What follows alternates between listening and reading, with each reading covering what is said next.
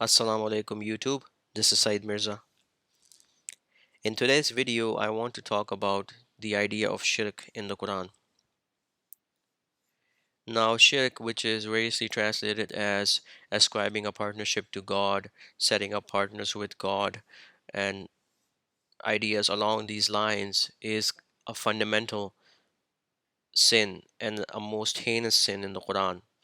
I just want to call your attention to chapter 6, verse 116, which states explicitly what the status of this sin is in front of God. God pardons not that a partnership be ascribed to him, but he pardons other than that whom he wills. And whoso ascribes a partnership to God, he has strayed far away. So the Quran is explicit that this sin, shirk, will not be forgiven by God. Now, if you talk to a traditional Muslim and you ask him the question, what shirk, what is shirk? He'll give you a cookie cutter boilerplate answer that shirk is associating anyone with God. But the problem is that he hasn't really thought through what that means. Now let's look at the first the first pillar of Islam, the testification of faith, which is also called the Shahada, which goes along the lines of there's no God but God, and Muhammad is the messenger of God. A valid question arises that why is the first pillar of Islam including the names of God and a man together? As Brother Gerrans has pointed out in his excellent work on the Quran, titled The Quran, A Complete Revelation, that this statement in totality does not exist in the Quran. The closest we have is there is no God but God. So the Quran does not include this statement precisely because there is no God but God, and that there is no other authority besides Him. There is no other entity to be called out besides Him. Now, on a superficial level, obviously, shirk means ascribing a partnership to God. But if we actually look at this statement a little bit more closely and try to ponder on what it means actually, we see that pretty much everyone around us is practicing shirk. Now, on a deeper level, shirk means that we are expecting some other entity to help us, or that we are afraid of another entity besides God, or that we think that whatever we are calling out to or whatever we are going to can guide us or heal us or benefit us or harm us. That is in actuality what the theology of the Quran is concerned with. It's not considered with the superficial level of understanding, it's considered with a deeper level of understanding. And so, in today's society, which is basically idolatry 2.0, what we're seeing is that people are still worshiping idols. But obviously, now it's not the stones that are being worshipped, accepting the stones which represent the goddess Lakshmi and Hanuman and the Kaaba, obviously. In a Western society, most people don't worship statues or saints. What they're worshiping is money, power. They're worshiping their lusts. They're worshiping their inner desires, as in they're following them. They are unable to control their appetites. They rely on the state, the government. They expect the government to fix things for them. They go to doctors for asking for m- seeking medical help instead of asking God for help. Um, just so you know, in the Quran, the story of Ibrahim, he says that it is that my Lord, uh, I will go to my Lord, He will guide me, and when I'm sick, He heals me, and when I'm hungry, He feeds me. Obviously, I'm paraphrasing the verse a little bit, but that's the gist of it. So we should be seeking our comfort in God, and that is what monotheism, what the creed of Ibrahim, who was a Hanif, is that we should not be relying on anyone besides God, even ourselves. You have this sort of sickness in today's society where people think that they can conquer all sorts of problems and they can basically provide for themselves with their own strength and with their own effort. Obviously everyone has to put in the effort, but we should not forget that it is God who is providing us our daily bread. And through the different means and mechanisms in the world, which in the Arabic is wasila, which is the means, he is providing us with all sorts of things, with comfort, with joy, with happiness, with sadness, with food, with shelter. But at the end of the day, ultimately the source is God. All is from God. And this is really what I think is missed by the Muslims, that they don't understand that the fundamentals of the Islam in the Quran, submission in the Quran, are about submission to God and His will, absolute submission to His will, and to be patient over what befalls us.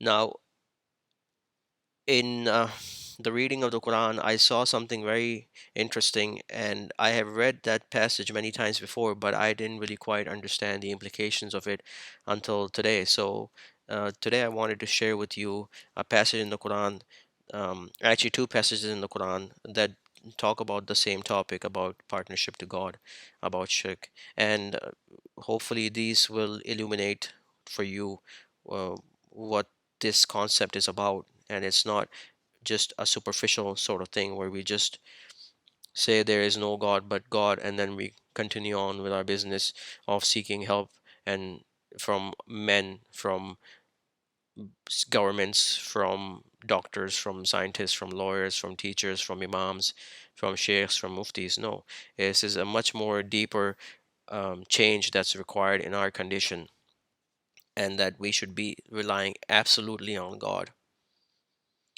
Okay, the first one is chapter 6, verse 136. Now, I'm going to read you the passage here, and then I'm going to go over something I found on Wikipedia that will explain to you what this passage is talking about. Okay, to start. And they make for God of what he sows of tilth and cattle a portion. They say, this is for God, according to their claim, and this is for our partners. And what is for their partners, it does not reach God, and what is for God, it reaches their partners. Evil is what they judge. And thus do their partners make fair to many among the idolaters the killing of their children, that they might bring them to ruin, and obfuscate their doctrine for them. And had God willed, they would not do it. So leave thou them and what they fabricate. Okay, now I want to go over something that I found on Wikipedia that is regarding this. The first one is called the prasada. It's a Hinduism practice, and basically what it entails is offering food and water to a deity. So this is from Britannica.com. I'll put in the links on the drop down box below. Prasada, Sanskrit, favor or grace in Hinduism, food and water offered to a deity during worship. It is believed that the deity partakes of and then returns the offering, thereby consecrating it. The offering is then distributed and eaten by the worshippers. Food left by a guru, spiritual leader, is considered prasada by the guru's followers, as the guru is regarded as a living god. All food, if silently offered to God with the proper prayers before eating, becomes consecrated and is thus considered prasada. Okay, so this is Hindus. Hindu custom is that basically they are offering the food to the deity, but obviously the deity can't eat it. And so if we look in the Quran in the chapter 6 verse 136, we see again, and they make for God of what he sows of tilth and cattle a portion. They said this is for God. Okay, so this is their claim, that this is for the deity according to their claim, and this is for our partners. and there's a separate portion for their partners, which is the guru, and obviously the person who's offering the sacrifice, he also gets a piece of it. And this is for our partners, and what is for their partners, it does not reach God, and what is for God, it reaches their partners. Evil is what they judge. Now let's look at the Jewish custom of offering food to their deity. And in the Jewish custom, it's called Qurban. And I'll put the drop down link below the link of this. In Judaism, the Qurban, also spelled Qurban or Korban, is any of a variety of sacrificial offerings described and commanded in the Torah. The plural form is Qurbanot. A Qurban was a kosher animal sacrifice such as bull, sheep, goat, or a dove that underwent shachita, Jewish ritual slaughter. Sacrifices could also consist of grain, meal, wine, or incense. Offerings were often cooked in and most of it eaten by the offerer. Okay? I want to repeat that. Offerings were often cooked and most of it eaten by the offerer, with parts given to the Kohen priests and small parts burned on the altar of the temple in Jerusalem. Only in special cases was all of the offering given only to God, such as in the case of the scapegoat. And that's where the word scapegoat comes from, by the way. So I'm going to stop here. So now I'm going to go ahead and read this again. Chapter 6, verse 142. I'm sorry. Chapter 6, verse 136. And they make for God of what he sows of tilt and cattle a portion. They say, this is for God, according to their claim, and this is for our partners. And what is for their partners, it does not reach God, and what is for God, it reaches their partners. Evil is what they judge. So the partners are these priests. They're the ones who are partaking in the sacrifice, okay? It's not some other separate entity. That's what the point of this passage is. Okay, to continue. And thus do their partners make fair to many among the idolaters the killing of their children, that they might bring them to ruin, and obfuscate their doctrine for them. And had God willed, they would not do it. So leave thou them and what they fabricate. Now, interestingly, the partners here obviously is referring to the old sacrifices that were done in the um, South American territories. That's the one instance that I know of where the Incas were sacrificing their children because they wouldn't get any rain or there was a drought going on, something like that. So the partners in that case were the priests. But interestingly, in the modern day, these partners are the doctors. Even the doctors make okay the killing of the children by abortion, by saying, "Oh, your son's gonna have," then this is happening. You can research this on your own, but they might say, "Okay, your son is having this, might end up with this disease, and it's a genetic disease, so you're better off just aborting." And this happens in China all the time too because of the one child policy. And I think that got relaxed now, but back in the day, the one child policy only mandated that they could have one child. And so what the couples used to do was they used to have testing done on the child, on the baby. Or if you don't want to use the word baby, fine, you use the word fetus. That helps with the kind of swallowing what's going on here. But basically they would say to they would do testing on the baby, and if the baby was a female they would abort, because obviously males are still prized in the Chinese culture, and obviously in the Pakistani culture and the Arab culture. So that's why they're having a big problem with a lot of males now in the society and not enough females. So just to show you here that the word partners is here is could mean many things, and not just another goddess. In this context specifically, it's talking about living breathing partners, as in priests or leaders or something of that sort. So that's the concept of partnership in the Quran. Now there's another passage here that I want to touch upon, and this one requires a little bit of more of an in-depth understanding of the words, so I'll try to go over it and then I'll flag certain things that are coming up so you can understand what's going on too.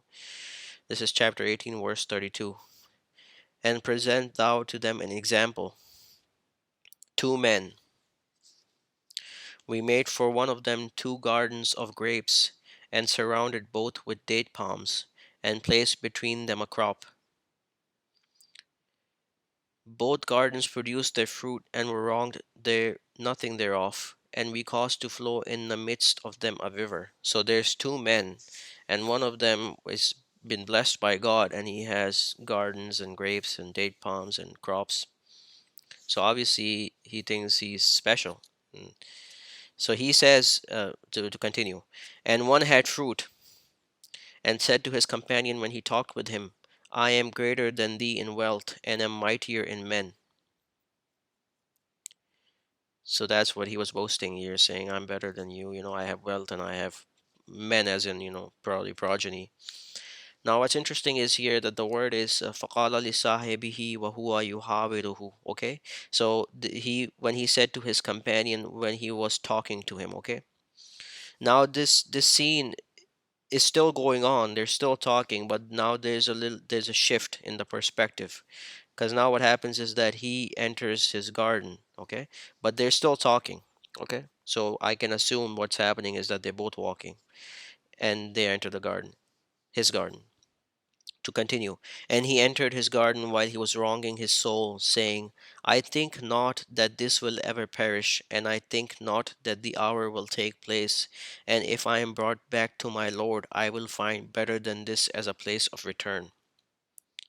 Now I'll stop here. So the first argument he was making was that I am greater than you in wealth and am mightier in men. The second argument is that he says he believes that this will not perish. And even if it does perish, then what he will get with his Lord will be better.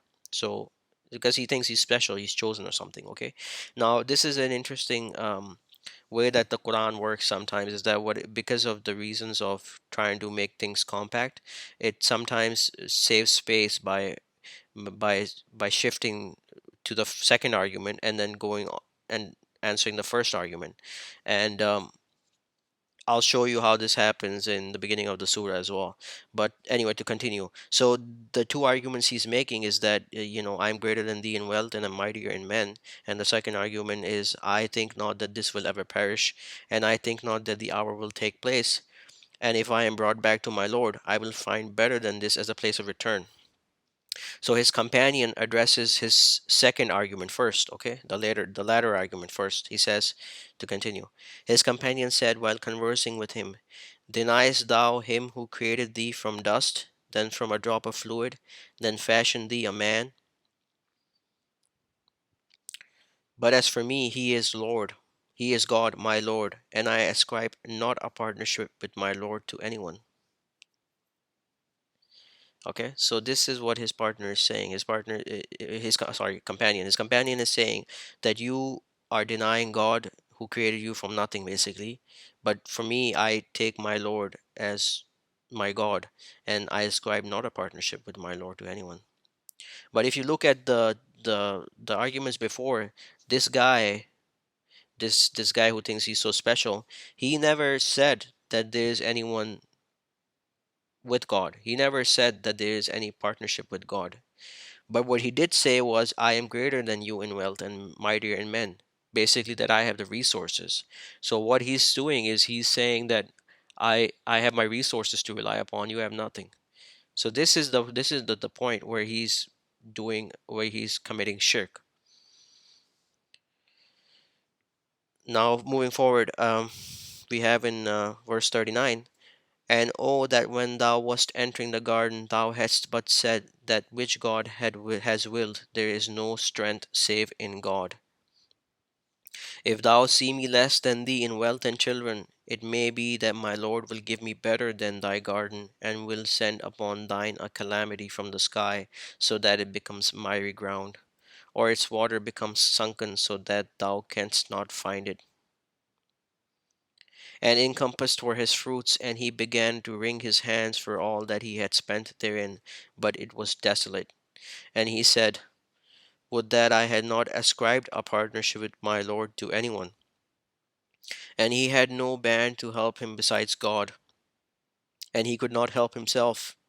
Thereupon protection belongs to God, the truth. He is best in reward and best in final outcome.